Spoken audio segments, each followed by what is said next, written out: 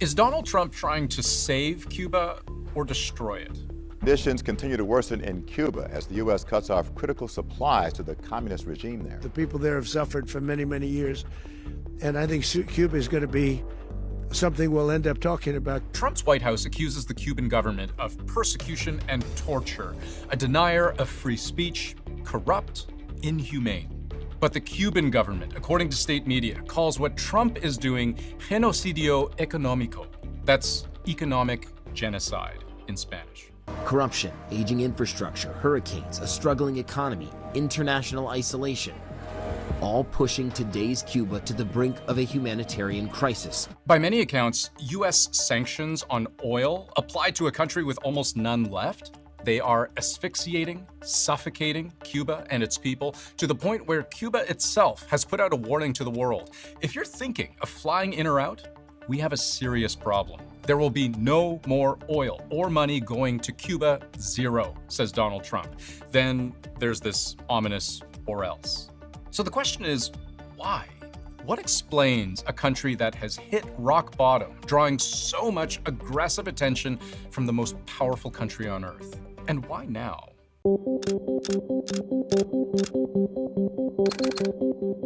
When the Trump administration looks at the state of Cuba today, it sees darkness and it sees a country on its knees. That's opportunity. Cuba is a failing nation right now, very badly failing nation. In a few ways, Cuba is almost literally powerless. There are widespread blackouts. They've forced the shutdown of schools, businesses.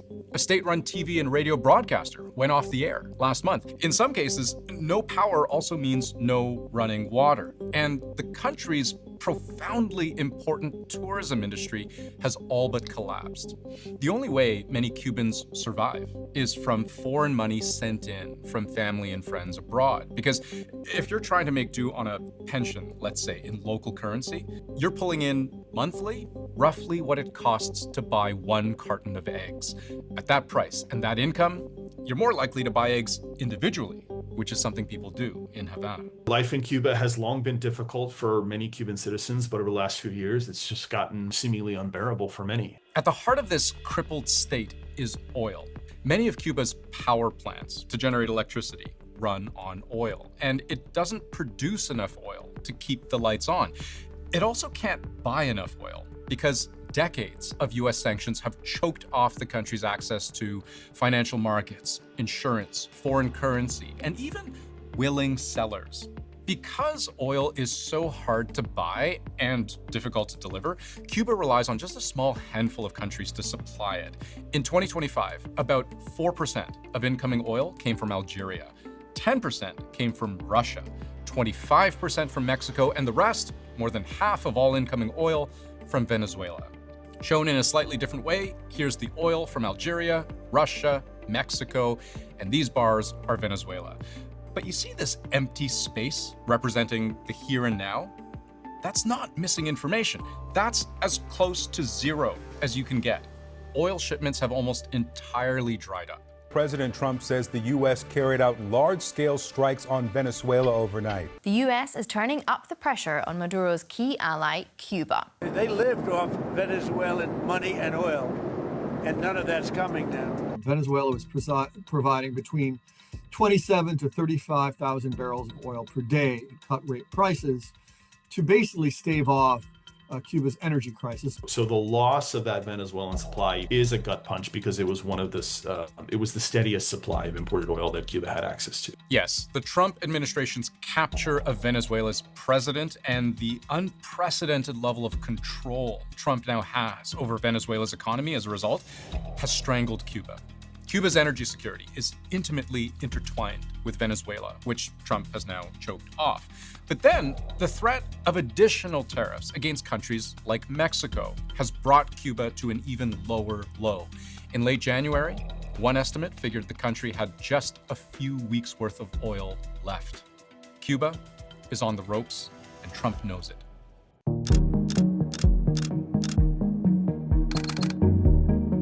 So that's the why now. But what about the why, period? Like, what is Trump's interest in a so-called failed state?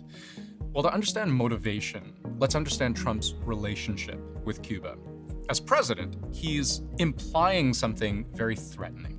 Well, Cuba's an interesting case. Cuba is, not doing very well right now. And I think Cuba is going to be something we'll end up talking about.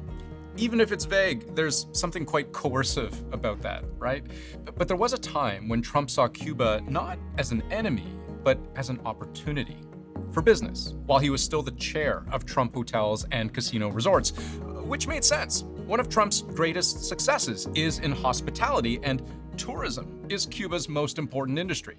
But all those years ago, there was just one problem. Since the 60s, U.S. embargoes closed the Cuban market to most American companies. So for a hotel magnate like Trump, U.S.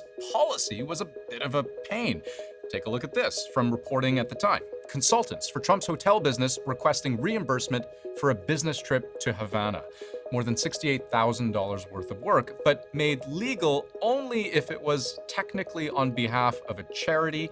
The consultants even suggested one that might work for their purposes.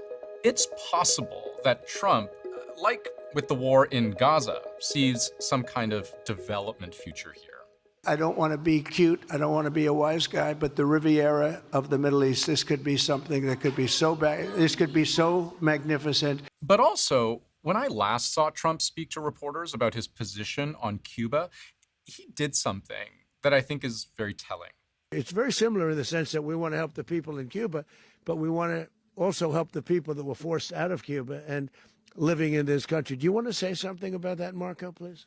Well, I just gave you a statement a few minutes ago about, when the president speaks, you should take him seriously. To Donald Trump, Marco Rubio is Secretary of State. That makes him Trump's principal foreign policy advisor. But Rubio himself is the son of Cuban immigrants who came to Florida in the 1950s. His family came to the United States before the Castro regime, but he grew up and cut his political teeth in the very sort of hothouse environment of Cuban-American politics in South Florida. And for many Cuban-American exiles, Castro's socialist revolution represented a big loss of property, of a sense of home. It felt like a betrayal.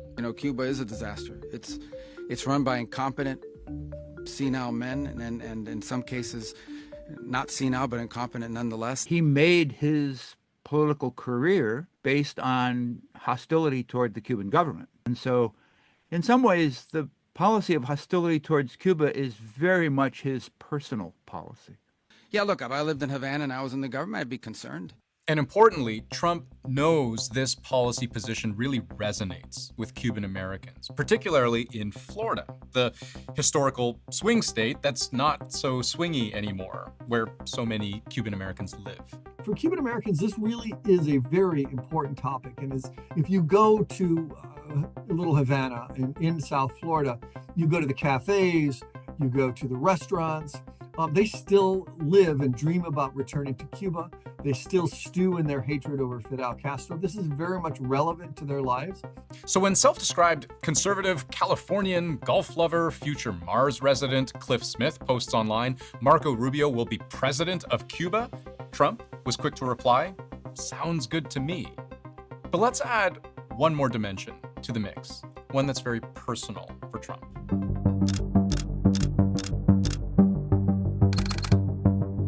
The real fact of the matter is that Trump clearly isn't the first American president to be openly hostile towards Cuba. 13 U.S. presidents have come and gone, and the Castro regime remains in power. The United States has been trying to destabilize the Cuban government ever since 1959. 1959, the rise of Fidel Castro and the Cold War getting colder. It's the closest the world has ever come to nuclear war. That's the Cuban Missile Crisis. Good evening, my fellow citizens. This government, as promised, has maintained the closest surveillance of the Soviet military buildup on the island of Cuba. It shall be the policy of this nation to regard any nuclear missile launched from Cuba against any nation in the Western Hemisphere as an attack by the Soviet Union on the United States, requiring a full retaliatory response upon the Soviet Union.